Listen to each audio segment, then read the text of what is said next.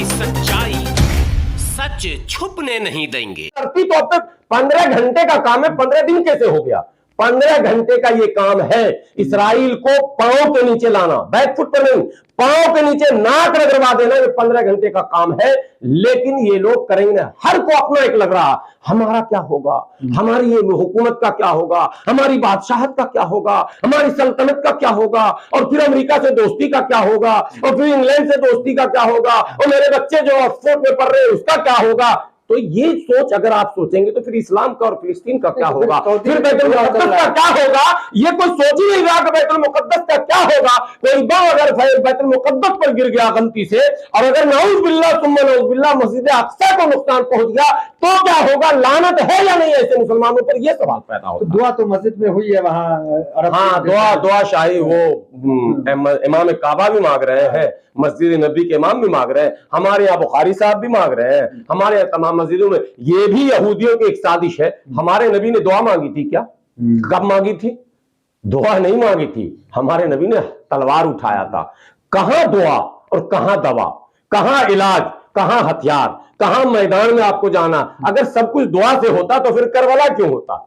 सब कुछ दुआ से होता तो बदर क्यों होता? सब कुछ दुआ से होता तो खंदक क्यों होता? सब कुछ दुआ से होता तो ये इतने जो गजवात हुए, इतनी जो जंगें हुई, वो क्यों होता? हमारे नबी ने वो सारा सिस्टम हमको दिया। लड़ना कब है और समझौता करना कब है? समझौता ऐतिहासिक 3 तरह के इस्लाम में बताए गए। एक जिसको मीसाके मदीना कहते हैं, जहां तमाम तरह के सोच के लोगों को, जो आप एनडीए और यूपीए बना रहे हैं, वो हमारे नबी ने अपनी जिंदगी में बनाकर दिखाया, जिसमें यहूदी भी था, ईसाई भी था, मुस्लिम भी था, सभी कबीले के लोग थे। उसको मीसाके मदीना एग्रीमेंट जो एक हुआ था, उसको अरबी में तारीख की किताबों में मीसाके मदीना कहते हैं। यानी एक गठबंधन की सरकार चलाकर भी नबी ने दिखाया, और एक ऐतिहासिक समझौता जिसको सुलह हुदैबिया कहते हैं, वो भी करके दिखाया।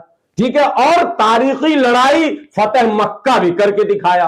तो आपके पास तीनों चीजें हैं, लेकिन इन अरब को इन तीनों में से कोई फार्मूला मंजूर नहीं है। अगर फार्मूला मंजूर होता तो इसराइल से बहुत पहले समझौता हो गया होता।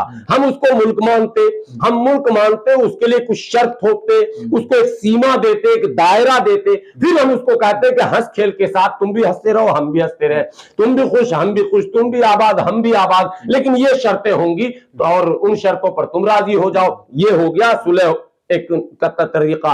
नहीं तो फिर सरेंडर कर जाओ, और वो भी नहीं होता है तो फिर आर पार में आ जाओ।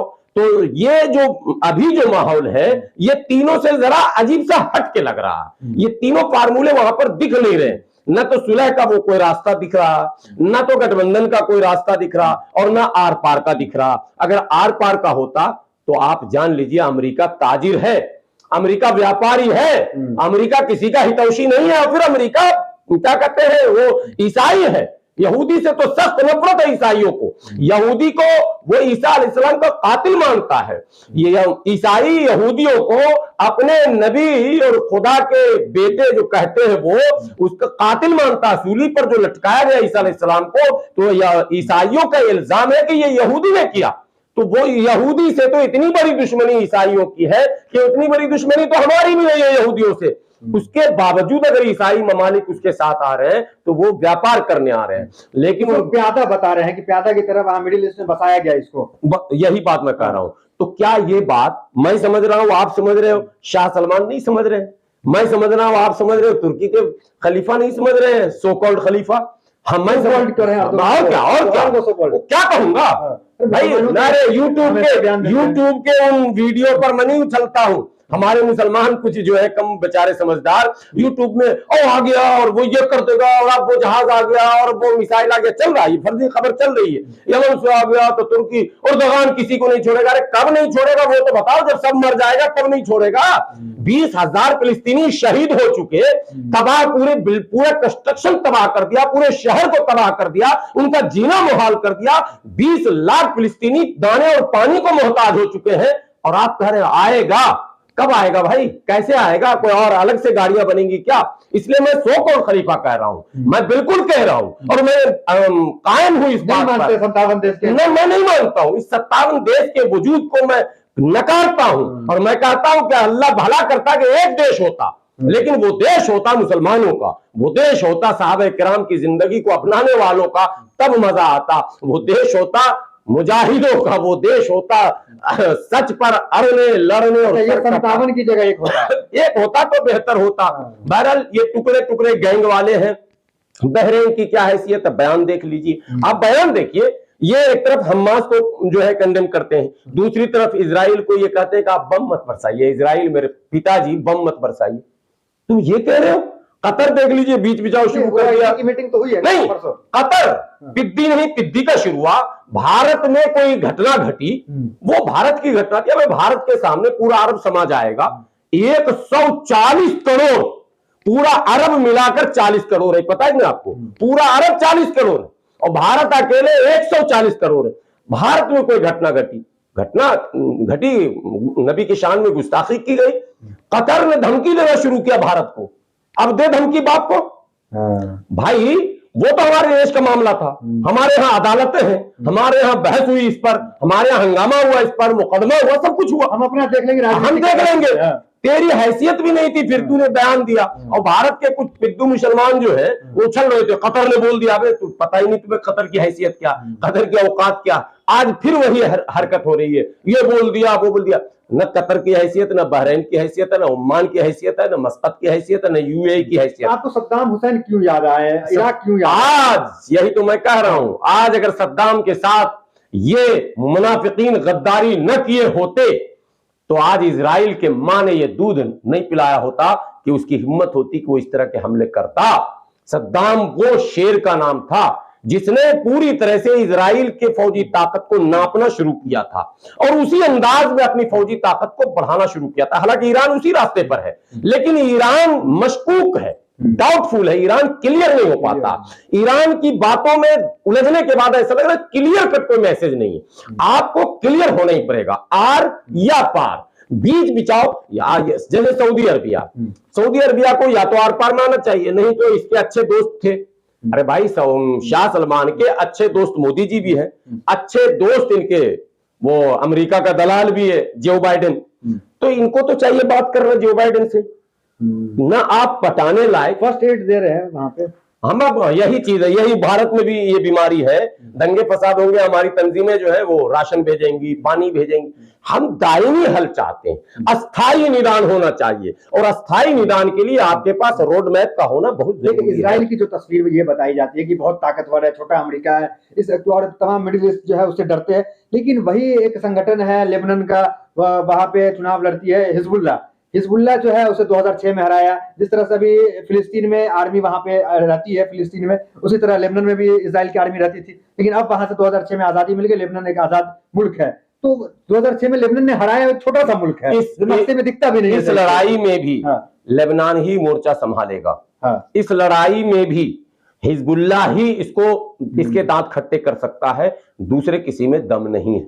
में हारे हैं ये। मैं कह रहा हूं इस लड़ाई में भी अभी 15 दिन तक खच गया, ये हिजबुल्लाह का दम था, ये किसी सऊदी का दम नहीं है, तुर्की का दम नहीं, ईरान का दम नहीं। ईरान देखिए पीछे से भले मदद मिल रहा हो, दुनिया कहती है कि पीछे से मिल रहा है, किसी को तो कहीं ना कहीं से मिलता ही है मदद, लेकिन लड़ाका जो है वो तो हिजबुल्लाह का ही है जवान।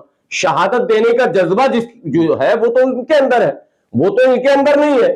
ये तो मौत से डर रहे हैं सऊदी के लोग, सऊदी के लोग मौत से डर रहे हैं और हिजबुल्लाह मौत को अपने हाथ पर सजा कर ले रहा। आ जाओ भाई, जान देने के लिए तैयार हूं, लेने के लिए तैयार हूं।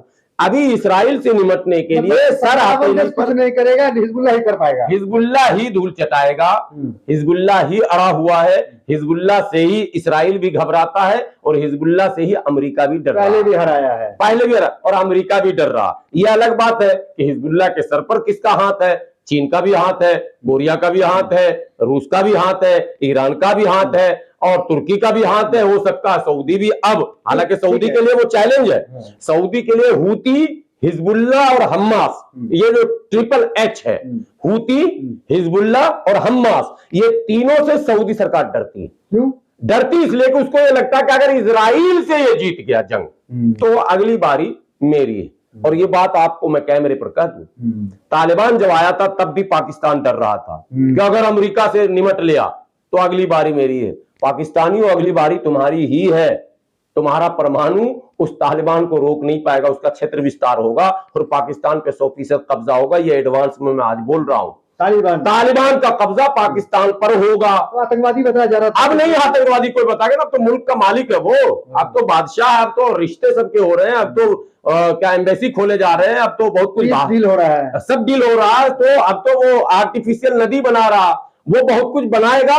और आपको मैं बताऊं, सबसे पहले पाकिस्तान पर तालिबान का कब्जा होना बहुत जरूरी है। जब तक पाकिस्तान पर तालिबान का कब्जा नहीं होगा तब तक बैतुल मुकद्दस का मसला भी हल नहीं होगा। इसलिए कि ये दोगले हैं जो अभी हुक्मरान हैं, ये एक बार अमेरिका की तरफ भी देखते हैं, इंग्लैंड की तरफ भी देखते हैं, ऑस्ट्रेलिया की तरफ, फिर एक बार बैतुल मुकद्दस की तरफ देखते हैं। हमारा काना जब रुख काबा शरीफ की तरफ हो गया तो हो गया। अगर जरा सा भी मुड़ा तो नमाज गई तुम्हारी। तो अगर तुमने बैतुल मुकद्दस को निशाने पर रखा कि बैतुल मुकद्दस की आजादी ही मेरा मकसद है, तो फिर बैतुल मुकद्दस की आजादी ही मकसद है, फिर दूसरा कोई मामला नहीं। कौन दोस्त बनेगा और कौन दुश्मन बनेगा, इससे हमें कोई लेना देना नहीं है। अमेरिका नाराज हो जाए। ठीक है, इस लड़ाई में इजराइल कमजोर पड़ा है, क्योंकि जिस तरीके से अमेरिका से मदद मांगी जा रही है, सैन्य मदद की अपील कहा गया है कि भेज भी दिया, हाँ भेज दिया उसने। अमेरिका कमजोर पड़ा है, हिजबुल्लाह हमास इन लोगों ने टक्कर दिया, कमजोर हुआ। अगर अमेरिका फौजी मदद न करता और जो बेड़ा लाकर खड़ा किया है, क्योंकि इजराइल की तस्वीर दिखाई जाती है बहुत बड़ा है, जो भूमध्य सागर में अमेरिका ने अपने सारे बेड़े लाए हैं, ये इस बात का प्रमाण है कि इस अब की लड़ाई में इजराइल बैकफुट पर है और इजराइल की ताकत को हिजबुल्लाह हमास ने नाप लिया। ये बात जान लें। एक नई खबर और भी आ रही है कि फिलिस्तीन के राष्ट्रपति से प्रधानमंत्री जी की बातचीत फोन पर हुई। फिलिस्तीन के राष्ट्रपति कैसे हो जाएंगे जब वो राष्ट्र ही नहीं है? तो ये सवाल है या नहीं? पहले तो किसी भी राष्ट्रपति के लिए राष्ट्र होगा तभी तो राष्ट्रपति होंगे। तो फिलिस्तीन को राष्ट्र अगर आप मानेंगे तभी तो फिलिस्तीन के कोई राष्ट्रपति कहलाएंगे। हालांकि वो निर्वासित है, जो फिलिस्तीन के राष्ट्रपति है वो फिलिस्तीन में नहीं है। फिलिस्तीन की धरती पर तो हिजबुल्लाह है और पूरा कंट्रोल हिजबुल्लाह का है, वो हमास का है। फिलिस्तीन के पूरे हल्के पर जो कंट्रोल है वो हमास का है। जो राष्ट्रपति सो कॉल्ड है बेचारे, वो तो बगल के दूसरे देश में रह रहे और वहीं से बयान दे रहे कि हमास से मेरा रिश्ता नहीं। तो आपका हमास से रिश्ता नहीं तो आम फिलिस्तीनियों को आपने क्यों नहीं कहा कि हमास को जब पनाह मत दो? आपकी गलती है या नहीं? आपको अगर हमास वाकई टेररिस्ट है और आम फिलिस्तीनियों का वो प्रतिनिधित्व नहीं करता है, तो मैं उन फिलिस्तीन के कथित तौर पर राष्ट्रपति महोदय से पूछना चाहता हूं कि आपने वहां के आवाम का मिजाज ऐसा क्यों नहीं बनाया कि वो हमास को पनपने न देता? अब हमास का कंट्रोल 100% हो गया है तो दूसरे देश में बैठ के आप कह रहे हो कि हमास से मेरा कोई लेना देना नहीं, और आप बहैसियत राष्ट्रपति बात भी लोगों से कर रहे हो। दुनिया को हमास से ही बात करनी पड़ेगी। समझौता हमास और हिजबुल्लाह और इसराइल के बीच होगा, त्रिपक्षीय। ये आज मैं बता दूं आपको, इसका अंतिम पड़ाव होगा हमास, हिजबुल्लाह और इसराइल के बीच त्रिपक्षीय वार्ता होगा और होगा इंशाअल्लाह। ये हालात बनेंगे कि इजराइल को वार्ता के लिए तैयार होना पड़ेगा और इजराइल जो छोड़नी पड़ेगी। ये इजराइल कह रहे हैं, नहीं एक बात और, इजराइल जो हमास को आतंकवादी और हिजबुल्लाह को आतंकवादी कह रहा है, उसी आतंकवादी गुट से उसको वार्ता करना पड़ेगा, वैसे ही जैसे अमेरिका ने तालिबान से वार्ता किया था और लुंगी उठाकर यहां से पीस डील किया। जी, हमास से भी पीस डील होगा, यही होगा। आप देख लेना, ये मैं आज कह रहा हूं, ये पेशन को ही हमारी। चलिए, गुलाम सरवर जी है और आगे की बात बता रहे हैं। जिस तरह तालिबान को भी लोग जो है आतंकवादी बताते थे, लेकिन तालिबान आज राज कर रहा है, लोग उससे पीस डील कर रहे हैं। और हमास से भी जो है एक दिन आएगा जब इजराइल पीस डील करेगा और अपनी जो निर्धारित जो उसकी सीमा है वो पीछे हट करके अपनी सीमा पे आएगा।